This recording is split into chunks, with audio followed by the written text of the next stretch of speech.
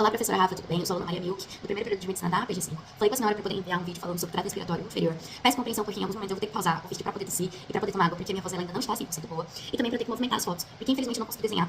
E as melhores fotos que eu consegui encontrar realmente são as do livro. Eu utilizei como referência, né? Principalmente o livro de Anatomia e Fisiologia do Rosa Wilson. Então eu vou mostrar aqui para a senhora as regiões através das imagens do próprio livro mesmo, tá bom? Então em alguns momentos eu vou ter que pausar só para poder passar as imagens e trocar. Espero que entenda. Obrigada. Eu vou começar falando sobre a traqueia, né? Não vou falar sobre a laringe, que em algumas literaturas ela pode ser considerada do trato inferior. Mas como a gente já falou bastante sobre ela no trato superior e durante a PG de cordas vocais, eu vou focar mais na parte da traqueia para baixo mesmo, porque eu já não tenho muito tempo.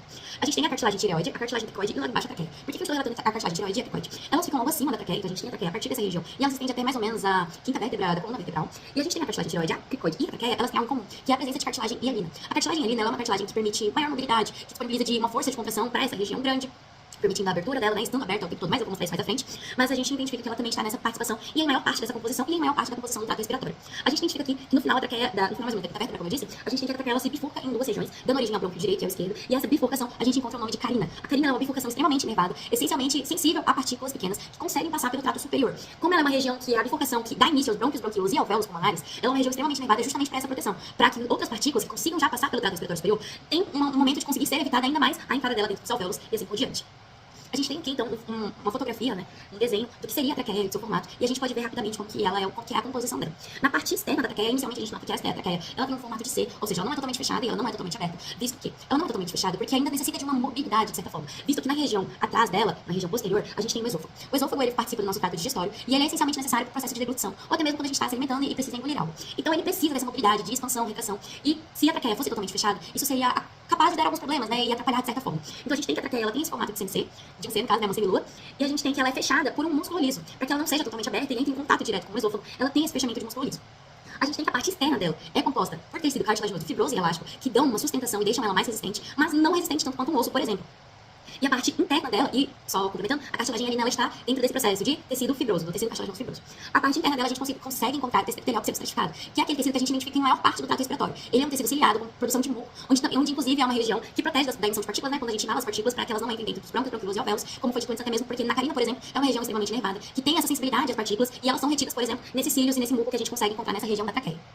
Então, professora, eu vou pedir perdão pela pressa que eu tô passando pelos conteúdos, mas é como a senhora bem sabe, esse conteúdo é extremamente extenso e para ser dito em 10 minutos não dá tempo. Então, eu tô tentando realmente só falar os tópicos principais e passar um pouco por todas as áreas, né, de fisiologia, anatomia e histologia, que era o objetivo da APG.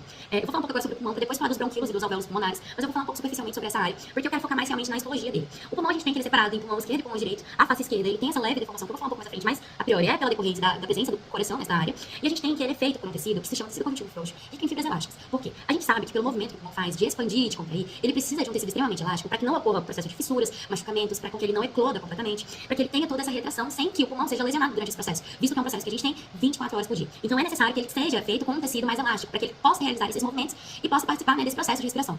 Agora eu quero falar um pouco sobre a divisão dos pulmões, né, a separação, o que separa eles. A gente tem que o pulmão esquerdo fica em uma área, o pulmão direito fica em outra. E na região central, nesse caso, a gente tem o mediastino. O mediastino é onde vão ficar encaixados os demais órgãos, como o coração, o timo, os órgãos linfóides, uma parte da traqueia, uma parte do esôfago. Então a gente vai ter o encaixe de demais órgãos, vários outros órgãos, nessa região do mediastino, que é essa região do meio, né, que separa ambos os pulmões.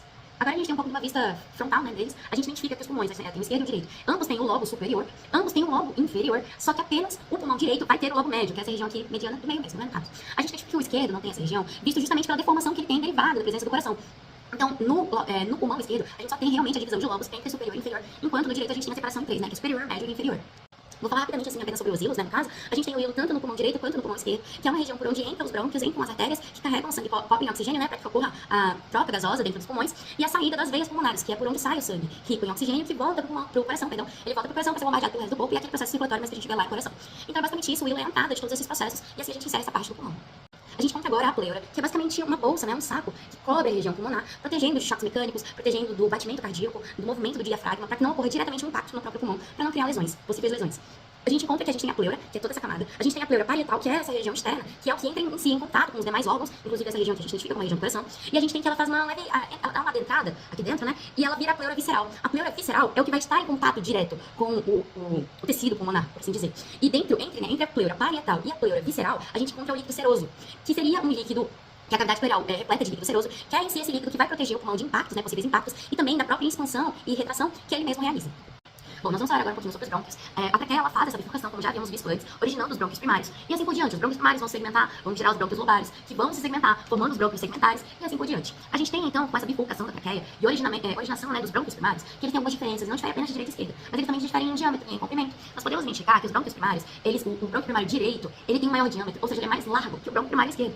Só que, em contrapartida, o brônquio primário esquerdo é maior em comprimento. Ou seja, enquanto o brônquio primário direito é mais grosso, o brônquio primário esquerdo é maior, sendo que o brônquio primário direito tem apenas 2,5 centímetros de comprimento, enquanto o brônquio primário esquerdo ele tem apenas cerca de 5 centímetros de comprimento, que seria praticamente o dobro do outro. Nós também temos que o brônquio primário direito ele está levemente mais vertical, ou seja, isso possibilita que ocorra maior índice de obstrução. Como a gente viu anteriormente, o tecido da parte bronquial ele é extremamente semelhante ao tecido da traqueia. Ele ainda ocorre a presença de tecido conjuntivo fibroso, elástico, cartilagem hialina, tecido epitelial pseudoestratificado, ciliado. Nós temos que o tecido epitelial pseudoestratificado ele vai sendo cada vez mais raro, entre aspas, né, não é essa a palavra correta, mas ele é menos encontrado de acordo com que a gente vai chegando na região dos bronquíolos. E ele também tem, e a cada passo que se passa, a gente também vê diminuição de número de células caliciformes. Nós também identificamos que essas placas que nós tínhamos anteriormente, esses anéis em formato de C dentro da traqueia, que eram formados majoritariamente por tecido conjuntivo, nós também temos que eles vão se diminuindo cada vez mais até deixarem de existir. Nós percebemos que nós temos os semidiscos, aí geram-se discos, meios discos, né, por assim dizer, e vão gerando cada vez placas menores, até que a gente chega nos bronquíolos e não existem mais esses tecidos e essas placas conjuntivas.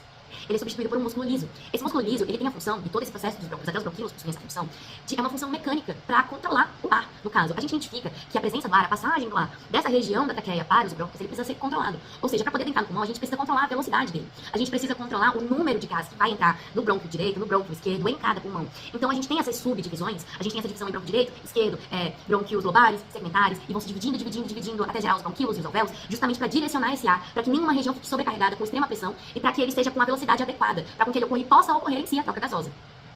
Bom, agora a gente vai falar um pouquinho sobre os bronquíolos e sobre os alvéolos e finalizar. A gente conta então que os bronquíolos respiratórios e os alvéolos pulmonares juntos formam os lóbulos, que é onde ocorre propriamente dito a troca gasosa, a respiração. Nós identificamos então anteriormente que com as subdivisões dos brônquios que ele vai dando com o passar do tempo, o tecido dele vai sendo modificado. Com o passar do tempo a gente foi vendo que o tecido epitelial pseudoestratificado foi deixando de existir, ele foi diminuindo cada vez mais, até que em certo momento, nos bronquíolos e nos alvéolos, eles já não existem mais. Tal que o tecido epitelial pseudoestratificado ciliado era um tecido denso, ele era um tecido mais grosso, mais resistente, ele não era duro, ele era denso. Nós identificamos assim então também a presença de glândulas mucosas. O que ocorre? Ocorre que nessa região dos bronquíolos respiratórios e dos alvéolos é uma região em que eu preciso ter contato com o gás, é preciso ter contato contra o ar atmosférico, porque somente assim vão poder ser feitas trocas gasosas. Então a presença de muco dificultaria essa troca gasosa. A presença de um tecido mais denso dificultaria essa troca gasosa. Por isso que esse tecido é substituído. Com o tempo ele para de existir. E isso também a gente encontrou e identificou vendo que os tecidos conjuntivos também foram deixando de existir, também foram sendo substituídos com o passar do tempo já nos bronquíolos. Nós já visualizamos isso. E também aquele tecido lá muscular liso que nós víamos anteriormente. Ou seja, eles eram tecido conjuntivo e tecido epitelial pseudoestratificado. Eles foram diminuindo a concentração e foram dando abertura para os tecidos musculares lisos. E com o passar do tempo nós também fomos dando abertura para esses tecidos musculares lisos e substituindo pelo tecido epitelial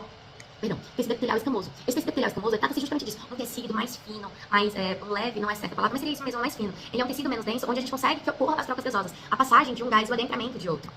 Com essa imagem é mais fácil a gente ter a visualização de como é essa estrutura. Mas anteriormente é necessário a gente relatar, como eu disse, nós não temos a presença do tecido epitelial pseudoestratificado. Dessa forma, nós não temos a presença nem de muco e nem de cílios. E como nessa região não há a presença de mucos e cílios, ele tem que ter uma outra forma de se proteger. Uma outra forma de proteger essa região. Na ideia, em micro-organismos e nem pequenas partículas, elas conseguem chegar a essa região, mas sabemos que não é assim na teoria. Então é por isso que nesta área a gente tem a presença de macrófagos, fibroblastos, outros tipos de anticorpos para proteção desses alvéolos. E também nós encontramos essa presença de fibras elásticas, mas eu vou falar sobre ela um pouquinho mais à frente. Nós identificamos aqui acima, nessa parte do bronquíolo, que nós temos pequenas faixas de músculo liso. Como eu disse anteriormente, esse músculo liso ele ainda é presente nos bronquíolos, mas a partir de certo momento, os bronquíolos param de ter o músculo liso e possuem apenas o tecido epitelial escamoso, que é o que faz a troca gasosa, e principalmente nessa região dos alvéolos. Tanto é que esse desenho, né, dos músculos lisos, eles acabam bem aqui. Com a passagem da bifurcação e nos alvéolos, a gente não identifica mais eles. A gente tem que essas fibras elásticas, elas são feitas para sustentação dos alvéolos. São elas que unem os alvéolos a essas regiões dos bronquíolos. E é nelas onde vão ficar os vasos sanguíneos, vasos linfáticos, os macrófagos, os fibroblastos, que vão ser a parte que vai nutrir e vai proteger esta região alveolar. E também temos, né, nessas cores mais azul e vermelho, nessa parte colorida, a gente tem que é onde ocorre a troca gasosas. No caso é só visual, né, mas ocorre a troca gasosa em toda essa região e também há a proteção em toda essa região. Mas essas coloridas, a gente tem como ideia uma representação de capilares. Os alvéolos, eles são completamente cobertos de capilares, porque ele precisa ter essa proximidade com os capilares para que ocorra a troca gasosa, para que ocorra esse processo de passagem de oxigênio e entrada de oxigênio e volta de gás carbônico. E é a partir desse processo todo que a gente identifica toda a troca gasosa. E aí a gente finaliza essa aula, que já ficou bem grande. Professor, eu agradeço muito pela atenção, eu agradeço muito pela oportunidade de ter mostrado um pouco mais do conteúdo, um pouco mais que eu sei do conteúdo. Eu espero que eu não tenha dito nada errado, eu espero que eu não tenha me enganado nas coisas, porque é um conteúdo muito extenso, e eu não tô lendo em lugar nenhum, não tô vendo em nada assim, né? Então eu espero que tenha dado de entender, eu espero que não tenha me confundido tanto, eu espero que não tenha ficado tão longo, e que eu tenha conseguido falar tudo de importante, mesmo que não tudo do jeito que eu queria.